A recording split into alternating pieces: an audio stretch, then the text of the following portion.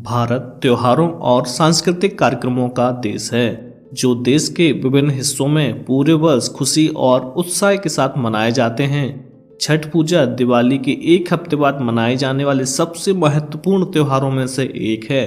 तो दोस्तों, आज के इस वीडियो में हम छठ पूजा के सभी पहलुओं के बारे में वर्णन करेंगे। छठ पूजा सूर्य देव और उनकी पत्नी उषा को समर्पित एक त्योहार है जिसे छठी मैया के नाम से भी जाना जाता है। इस दिन लोग पृथ्वी पर अपने जीवन को बनाए रखने के लिए ऊर्जा और जीवन शक्ति के देवता भगवान सूर्य को धन्यवाद देते हैं। उपासकों का मानना है कि सूर्य स्वस्थ रहने का स्रोत है और यह विभिन्न प्रकार की बीमारियों के उपचार में मदद करता है। छठ पूजा का पर्व कार्तिक मास की शुक्ल पक्ष की षष्ठी तिथि को मनाया जाता है। इस बार छठ के पर्व की शुरुआत 28 अक्टूबर से होगी और 31 अक्टूबर को इसका समापन होगा। छठ पूजा के दिन सूर्य देव और षष्ठी मैया की पूजा की जाती है। साथ ही इस दिन शिव जी की पूजा भी की जाती है। इस त्योहार को सबसे ज्यादा बिहार, झारखंड, पूर्वी उत्तर प्रदेश और पश्चिमी बंगाल में मनाया जाता है। साथ ही इसे नेपाल में भी मनाया जाता है। इस त्योहार को सूर्य षष्ठी के नाम से भी जाना जाता है। छठ पूजा का पर्व संतान के लिए रखा जाता है। यह 36 घंटों का निर्जला व्रत रखा जाता है। छठ पर्व के पहले दिन नहाय खाए के नाम से जाना जाता है। नहाय खाए से छठ पूजा की शुरुआत होती है। इस दिन व्रती नदी में स्नान करते हैं। इसके बाद सिर्फ एक समय का ही खाना खाया जाता है। इस बार नहाय खाए 28 अक्टूबर को है। दूसरे दिन खरना होता है। छठ का दूसरा दिन खरना कहलाता है। इस दिन भोग तैयार किया जाता है। शाम के समय मीठा भात या लौकी की खिचड़ी खाई जाती है। व्रत का तीसरा दिन दूसरे दिन के प्रसाद के ठीक बाद शुरू हो जाता है। इस साल खरना 29 अक्टूबर को है।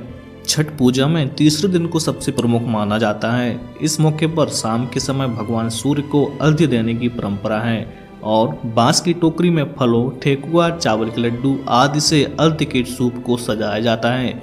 इसके बाद व्रती अपने परिवार के साथ मिलकर सूर्य देव को अर्घ्य देते हैं और इस दिन डूबते सूर्य की आराधना की जाती है। छठ पूजा का पहला अर्घ्य इस साल 30 अक्टूबर को दिया जाएगा। इस दिन सूर्यास्त का समय 5:34 से शुरू होगा। चौथे दिन उगते हुए सूर्य को अर्घ्य दिया जाता है। ये अर्घ्य लगभग 36 घंटे के व्रत के बाद दिया जाता है। 31 अक्टूबर को उगते हुए सूर्य को अर्घ्य दिया जाएगा। इस दिन सूर्योदय 6:27 पर शुरू होगा। इसके बाद व्रती के पारण करने के बाद व्रत का समापन होगा। अब जान लेते हैं छठ पूजा के पौराणिक कथाओं के बारे में। छठ पर्व के दौरान छठी मैया की पूजा की जाती है। हमें छठी मैया के बारे में ब्रह्म वैवर्त पुराण से जानकारी प्राप्त होती है कि पौराणिक कथा के अनुसार शंभु मनु के प्रथम पुत्र राजा प्रियव्रत निसंतान थे। इस वजह से वह दुखी रहने लगे। उन्होंने महर्षि कश्यप से अनुरोध किया कि वह एक उनके लिए यज्ञ करें। फिर उन्होंने महर्षि के निर्देशानुसार पुत्र प्राप्ति के लिए एक यज्ञ आयोजित किया। यज्ञ की सफलता के स्वरूप रानी मालिनी ने एक बेटे को जन्म दिया, लेकिन दुर्भाग्य से बच्चा मृत पैदा हुआ था। यह राजा और परिवार के अन्य सदस्यों के लिए दुखद क्षण था। तभी आकाश में एक शिल्प प्रकट हुआ और उस पर षष्ठी माँ विराजमान थी। राजा ने माता से प्रार्थना की, जिन्होंने खुद का उल्लेख ब्रह्मा की मानस बेटी के रूप में किया, जो दुनिया के सभी बच्चों की रक्षा करती हैं और सभी निसंतान माता पिता की गोद बच्चों से भरती है।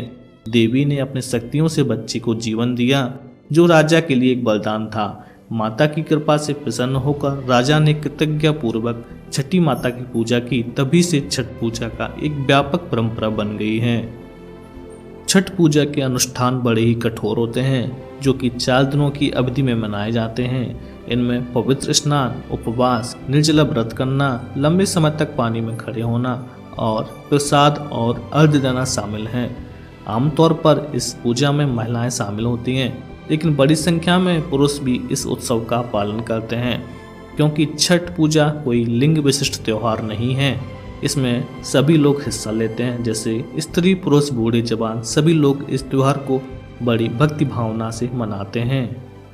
कार्तिक माह की अमावस्या को दिवाली मनाने के बाद मनाए जाने वाले इस 4 दिवसीय व्रत की सबसे कठिन और महत्वपूर्ण रात्रि कार्तिक शुक्ल षष्ठी की होती है।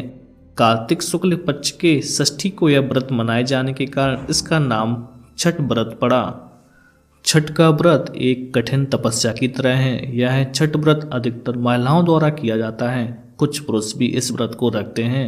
व्रत रखने वाली महिलाओं को परवैतन कहा जाता है। 4 दिनों के इस व्रत में व्रती को लगातार उपवास करना होता है। भोजन के साथ ही सुखद शैया का भी त्याग किया जाता है।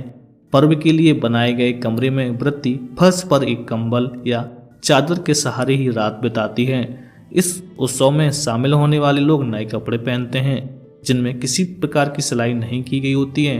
व्रती को ऐसे कपड़े पहनना अनिवार्य होता है। महिलाएं साड़ी और पुरुष धोती पहनकर छठ करते हैं।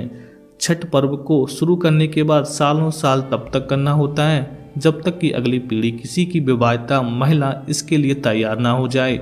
घर में किसी की मृत्यु हो जाने पर यह पर्व नहीं मनाया जाता है। ऐसी मान्यता है कि छठ पर्व पर व्रत करने वाली महिलाओं को पुत्र रत्न की प्राप्ति होती है।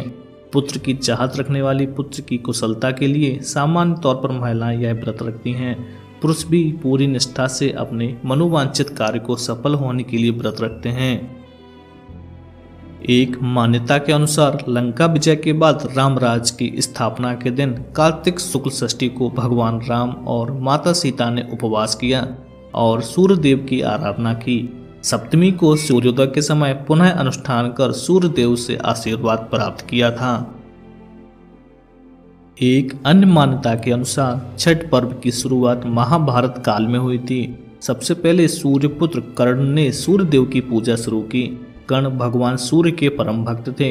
वह प्रतिदिन घंटों कमर तक पानी में खड़े होकर सूर्य देव को अर्घ्य देते थे। सूर्य देव की कृपा से ही वे महान योद्धा बने थे। आज भी छठ में अर्घ्य दान की यही पद्धति प्रचलित है। कुछ कथाओं में पांडवों की पत्नी द्रौपदी द्वारा सूर्य की पूजा करने का उल्लेख मिलता है। वे अपने परिजनों के उत्तम स्वास्थ्य की कामना और लंबी उम्र के लिए नियमित सूर्य की आराधना करती थीं। छठ पर्व मूलतः सूर्य की आराधना का पर्व है जिसे हिंदू धर्म में विशेष स्थान प्राप्त है। हिंदू धर्म के देवताओं में सूर्य ऐसे देवता हैं जिन्हें मूर्त रूप में देखा जा सकता है। सूर्य की शक्तियों का मुख्य स्रोत उनकी पत्नी उषा और प्रत्युषा हैं। छठ में सूर्य के साथ साथ दोनों शक्तियों की संयुक्त आराधना होती है। प्रातःकाल में सूर्य की पहली किरण उषा और सायंकाल में सूर्य की अंतिम किरण प्रत्युषा को अर्घ्य देकर दोनों को नमन किया जाता है।